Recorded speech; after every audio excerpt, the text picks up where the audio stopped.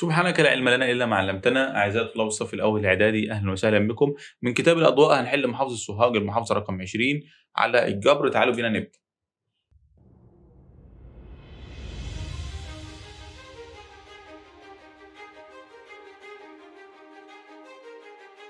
أول سؤال معانا بيقول لي إيه؟ س ناقص 2 على س ناقص 4 يعبر عن عدد نسبي عندما س لا تساوي. لما تلاقيها لا تساوي بص تحت. كام ناقص 4 ادينا صفر 4.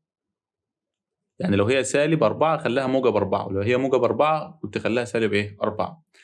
اطرح وباقي طرح وتنقص وما نقص، كل دولت بتجيب التاني ناقص الأول. يبقى 7 س ناقص 3 س، يبقى الإجابة بتاعتك 4 س. المنوال للقيم هو القيمة الأكثر تكرارا، أكتر حاجة اتكررت. الكام؟ التلاتة. الحد الجبري من الدرجة الكام؟ أبص للسين والصاد وأشوف الأسس بتاعتهم وأجمعهم، دي س أس 1 ودي ص أس 1، يبقى 1 زائد 1 يبقى من الدرجة الكام؟ التانية. المعكوس الضرب للعدد سالب 1 هو سالب 1.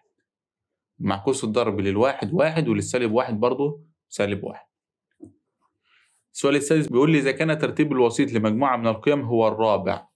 يعني أنت واقف في طابور وأنت الرابع، يبقى أنت قدامك 3، وطالما أنت الوسيط يعني أنت اللي في النص، يبقى برضه وراك 3. يبقى عددهم كلك كام؟ أي 3 و3 6، وأنت بواحد يبقوا 7. يبقى عددهم كام؟ 7. طيب الحد المطلق ده هو بيطلع لك موجب ب8، يبقى 8 زائد 2 كام؟ 10. السؤال الثاني بيقول لي المعكوس الجمعي للعدد 3 على 4 هو سالب 3 على 4. طيب هنا بيقول لي 6 س تربيع زائد 6 بيساوي س تربيع زائد كام؟ زائد 1. يعني هو طلع العامل المشترك الستة، يعني كل اللي هو عامله طلع الستة عامل مشترك. حابب تتأكد كمان اضرب الستة في س تربيع ب6 س تربيع، والستة في 1 ب6، يبقى هنا كام؟ 6. 5 من 10 على صورة أ على ب نص. النص 5 من إيه؟ من 10، أو أنت كنت تكتبها على الحاسب واضغط يساوي. آدي 5 من 10 ويدوبك اضغط يساوي، يطلع لك إيه؟ نص. الوسيط أنا برتبهم وبختار اللي في النص، 4 5 6، يبقى الوسيط هو كام؟ 5. أوجد عددين نسبيين يقعان بين التلت والتلتين. هنيجي في المنطقة ده اهي، أدي تلت وأدي تلتين. طيب هحط لده صفر ولده صفر ولده صفر ولده صفر، يبقى أنت عندك من 10 لحد 20، يبقى 11 على 30، 12 على 30، 13 على 30، ياما بقى لحد 20، معاك لحد الإيه؟ 20. طيب هو عايز عددين بس، طلعنا له 3. هنا بيقول لي أوجد خارج قسمة 15 س تربيع زائد 10 س على 5 س.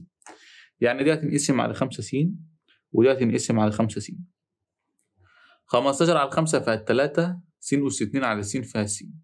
10 على 5 فيها 2 والس طارت مع الس، يبقى الناتج 3 س زائد كام؟ 2. هنا بيقول لي استخدم خاصية التوزيع في إيجاد 3 على 5 في 6 زائد 3 على 5 في 4. كل اللي عليك إنك هتيجي عند زائد ده وتعمل دايرة صغيرة كده. أصبح عندك قطعتين، القطعة الأولى والقطعة التانية. هتشوف إيه المشترك اللي فيهم؟ 3 على 5. هتاخد 3 على 5 دي بره عامل مشترك كده، وتفتح قوس وتلم الباقي. لما خدت 3 على 5 هنا تفضل 6 وبعد كده زائد، وهنا تفضل كام؟ 4. هتكتب 3 على 5 تاني. 6 زائد 4 كام؟ 10. 10 على 5 فيها الاتنين، الاتنين في 3 بكام؟ ب6، يبقى الإجابة بتاعتك 6. هنا بيقول لي اختصر لأبسط صورة، س زائد 5 في س ناقص 5. سهلة خالص. السين ده هي هتضرب الاتنين دول، السين في س بس تربيع. أو على فكرة أقول لك على ملحوظة أسهل من كده، لما تلاقي دي س زائد 5 ودي س ناقص 5 الاتنين شبه بعض كده، الناتج بيكون الأول تربيع ناقص التاني تربيع، يعني س تربيع ناقص مولى في سالب بسالب، والخمسة في 5 ب25 على طول، يبقى س تربيع ماشي ناقص 25، وهنحط جنبهم الزائد 25 دي، يبقى دي تروح مع ديت لأن دي موجب ودي سالب، هتفضل عندك الس تربيع، يبقى الناتج بتاعك س إيه؟ س تربيع. حلو. هنا بيقول لي اجمع المقدار الآتي، كل اللي عليك إنك هتشيل الفصل ده اهي وتحط زائد، هتشيل الفصل وتحط إيه؟ زائد. هتاخد السينات مع بعض والصادات مع بعض والأرقام مع بعض، يعني كل عيلة مع بعضها، عيلة السين مع بعض وعيلة الصاد مع بعض وهكذا. يعني 3 س آخدها مع 2 س يبقى الناتج بتاعي كام؟ 5 س. 2 ص هاخدها مع 4 ص يبقى الناتج بتاعي كام؟ 6 ص. 5 مع 3، 5 زائد 3 كام؟ 8 يبقى الناتج بتاعي 8. دي الإجابة كلها. حلو خالص. هنا بيقول لي إيه؟ أوجد الوسط الحسابي للقيم 5 و8 و7 و4. الوسط الحسابي ليه قانون مجموع القيم على عددهم، يعني 5 زائد 8 زائد 7 زائد 4 عددهم كام؟ 1 2 3 4 على 4.